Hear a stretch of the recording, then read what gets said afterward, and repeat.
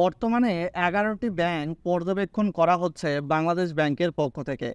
এমনকি অপ্রয়োজনে গ্রাহকদের ব্যাংকের টাকা না তোলার পরামর্শ দিয়েছেন বাংলাদেশ ব্যাংকের বর্তমান governor doctor Ahsan H Mansur.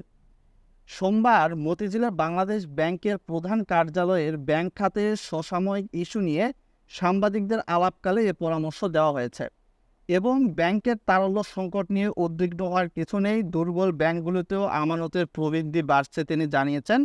আগামী মার্চ এপ্রিলের মাঝে মূল্যস্ফীতি সহনীয় পর্যায়ে আসবে বলে জানিয়েছেন গভর্নর এবং প্রয়োজনীয় অর্থ উত্তোলন করা আপনি পারবেন, কিন্তু অপ্রয়োজনীয় অর্থ উত্তোলন করা থেকে তিনি বিরত থাকতে বলেছেন। ক্রমবর্ধমান মূল্যস্ফীতির মোকাবেলায় চলতি সপ্তাহে বাংলাদেশ ব্যাংক আবার পলিসি রেট বা নীতি সুদ হার বাড়াবে বলে জানিয়েছেন ডক্টর আহসান এইচ মনসুর।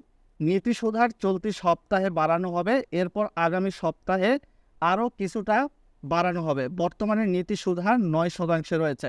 তো যেই ব্যাংকের গ্রাহকরা হয়তোবা কিছুটা ভয়ের মধ্যে রয়েছেন, কিছু ব্যাংক তারল্য সংকটে রয়েছে, তো এই ব্যাংকগুলা কিন্তু একীভূতকরণ করা হবে, তার পক্ষ থেকে এটাও জানানো হয়েছে।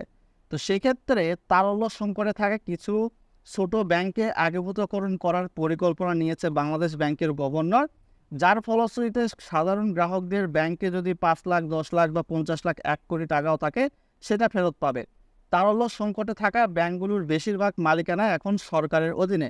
তিনি বলেন, প্রাথমিক পর্যায়ে আমরা 9টি ব্যাংকের অডিট করার জন্য একটি টাস্কফোর্স গঠন করেছি। 3টি ব্যাংকের অডিট করব। এই প্রক্রিয়ার শুরুতে ইসলামী ব্যাংক বাংলাদেশ অন্তর্ভুক্ত থাকবে।